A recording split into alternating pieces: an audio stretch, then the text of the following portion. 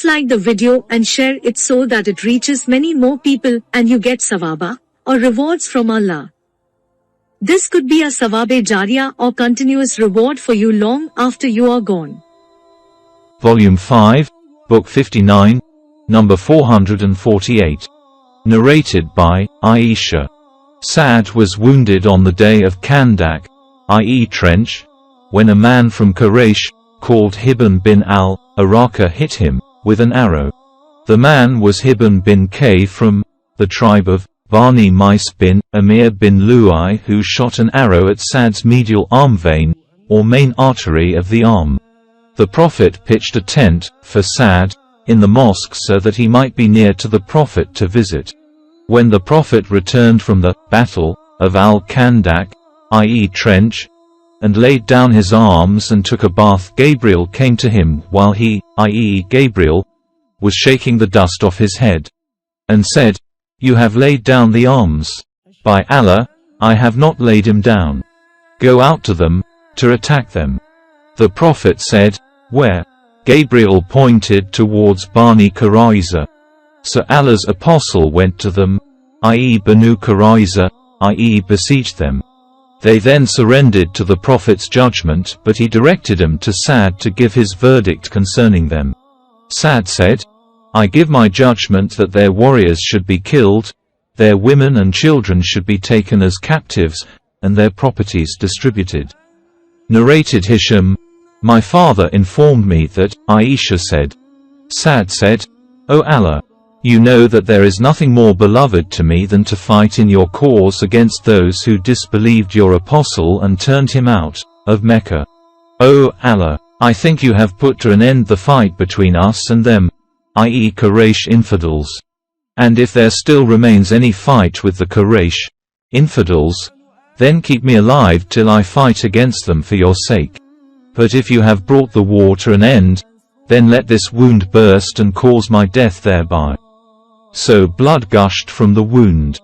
There was a tent in the mosque belonging to Banu Gifar who were surprised by the blood flowing towards them. They said, "O people of the tent, what is this thing which is coming to us from your side?" Behold, blood was flowing profusely out of Sa'd's wound. Sa'd then died because of that. Volume 5, Book 59, number 449. Narrated by Al-Bara. The Prophet said to Hassan, "Abuse them with your poems, and Gabriel is with you, i.e., supports you." Through another group of sub-narrators, Al-Bara bin Azib said, "On the day of Qurayza's besiege, Allah's apostle said to Hassan bin Thabit, 'Abuse them with your poems, and Gabriel is with you, i.e. supports you.'" Volume 5, Book 59, number 450. Narrated by Abu Burda. Abu Musa said, "We went out in the company of the Prophet for a ghazwa, and we were 6 persons having 1 camel which we rode in rotation. So, due to excessive walking, our feet became thin and my feet became thin and my nail dropped, and we used to wrap our feet with the pieces of cloth, and for this reason, the ghazwa was named Dart Yor Rika, as we wrapped our feet with rags." When Abu Musa narrated this hadith, he felt regretful to do so and said, as if he disliked to have disclosed a good deed of his. Volume 5, Book 59, number 451. Narrated by Saleh bin Kawat. Concerning those who witnessed the fear prayer that was performed in the battle of Dart Yor Rika, in the company of Allah's apostle, one batch lined up behind him, while another batch lined up facing the enemy. The Prophet led the batch that was with him in 1 rak'ah, and he stayed in the standing posture while that batch completed the 2 rakat prayer by themselves and went away, lining in the face of the enemy, while the other batch came and he, i.e. the Prophet, offered his remaining rak'ah with him, and then kept on sitting till they completed their prayer by themselves, and he then finished his prayer with taslim along with them. Narrated Ibn Az Zubair. Jabir said, "We were with the Prophet at Nak, and then he mentioned the fear prayer." Narrated Al-Qasim bin Muhammad. the Prophet offered the fear prayer in the Ghazwa of Banu Anmar. Volume 5, Book 59, number 452. Narrated by Sa'al bin Abi Hathma. Describing the fear prayer. The Imam stands up facing the Qibla and one batch of them, i.e. the army, out of the two, prays along with him and the other batch faces the enemy. The Imam offers one rak'ah with the first batch, they themselves stand up alone and offer one bowing and two prostrations, while they are still in their place, and then go away to relieve the second batch. And the second batch comes, and takes the place of the first batch in the prayer behind the Imam, and he offers the second rak'ah with them. So he completes his 2 rak'at and then the second batch bows and prostrates 2 prostrations, i.e. complete their second rak'ah and thus all complete their prayer. Volume 5, Book 59, number 453. Narrated by Saleh bin Hathma. The Prophet said as above, Hadith 452. Volume 5, Book 59, number 454. Narrated by Saleh bin Karwat. Sa'al said as above, Hadith 452. Volume 5, Book 59, number 455. Narrated by Ibn Umar. I took part in a Ghazwa towards Najd along with Allah's Apostle and we clashed with the enemy, and we lined up for them. Volume 5, Book 59, number 456. Narrated by Abdullah bin Umar. Allah's Apostle led the fear prayer with one of the 2 batches of the army while the other batch faced the enemy.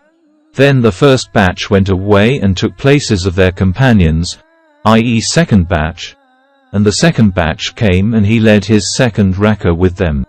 Then he, i.e. the Prophet, finished his prayer with taslim and then each of the 2 batches got up and completed their remaining 1 rak'ah. Volume 5, Book 59, number 457. Narrated by Sana and Abu Salama. Jabir mentioned that he had participated in a Ghazwa towards Najd in the company of Allah's Apostle. Volume 5, Book 59, number 458. Narrated by Jabir bin Abdullah. That he fought in a Ghazwa towards Najd along with Allah's Apostle, and when Allah's Apostle returned, he too returned along with him. The time of the afternoon nap overtook them when they were in a valley full of thorny trees. Allah's Apostle dismounted and the people dispersed amongst the thorny trees, seeking the shade of the trees. Allah's Apostle took shelter under a samura tree and hung his sword on it. We slept for a while when Allah's Apostle suddenly called us, and we went to him, to find a Bedouin sitting with him. Allah's Apostle said, "This Bedouin took my sword out of its sheath while I was asleep. When I woke up, the naked sword was in his hand and he said to me, 'Who can save you from me?' I replied, 'Allah.' Now here he is sitting." Allah's Apostle did not punish him for that. Through another group of narrators, Jabir said, "We were in the company of the Prophet during the battle of Dart Yorika, and we came across a shady tree and we left it for the Prophet to take rest under its shade. A man from the pagans came while the Prophet's sword was hanging on the tree. He took it out of its sheath secretly and said to the Prophet, 'Are you afraid of me?' The Prophet said, 'No.' He said, 'Who can save you from me?' The Prophet said, 'Allah.' The companions of the Prophet threatened him. Then the Qama for the prayer was announced and the Prophet offered a 2 rakat fear prayer with one of the 2 batches. And that batch went aside and he offered 2 rak'at with the other batch. So the Prophet offered 4 rakat but the people offered 2 rakat only. The sub-narrator, Abu Bish added, "The man was Gorath bin al-Harith and the battle was waged against Maharib Kasafa." Jabir added, "We were with the Prophet at Nak and he offered the fear prayer." Abu Hurairah said, "I offered the fear prayer with the Prophet during the Ghazwa, i.e. the battle of Najd."